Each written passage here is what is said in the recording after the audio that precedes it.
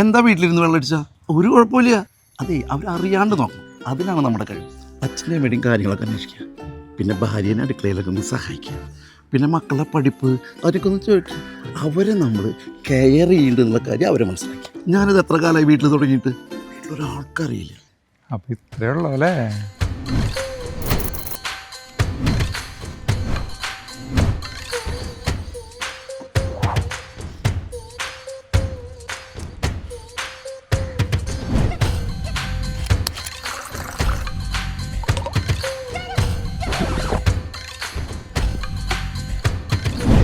മോനെ പൃഥ്വി, നന്നായി പഠിച്ചോളോ.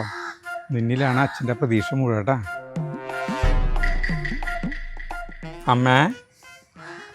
അമ്മേരെ മുട്ടുവേദനക്ക് എങ്ങനെയുണ്ട്? മുട്ടുവേദനയാ? അതൊക്കെ എപ്പോഴും അങ്ങനെ തന്നെയുണ്ട്. സുമേ, വൈകുന്നേരത്തേക്ക് എന്തിട്ട് ഫുഡ്? ചപ്പാത്തിയും ചിക്കൻ കറി. അതെ, കൃഷ്ണ ഗുരുവായൂരപ്പ രക്ഷിക്കണേ. അച്ഛാ, അച്ഛൻ്റെ വലിവൊക്കെ എങ്ങനെയുണ്ട്?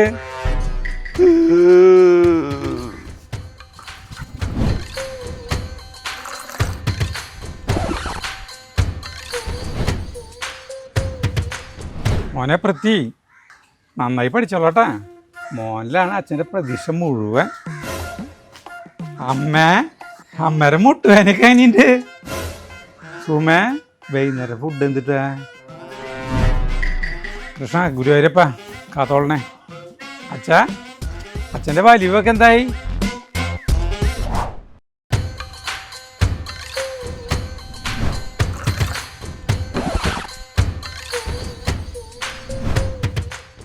സോമേ, വൈകുന്നേരത്തെ ഫുഡ് എന്തിട്ടാ? കൃഷ്ണ ഗുരുവായൂരപ്പ കാത്തോളണേ. അച്ഛൻ്റെ വലിവൊക്കെ എന്തായി?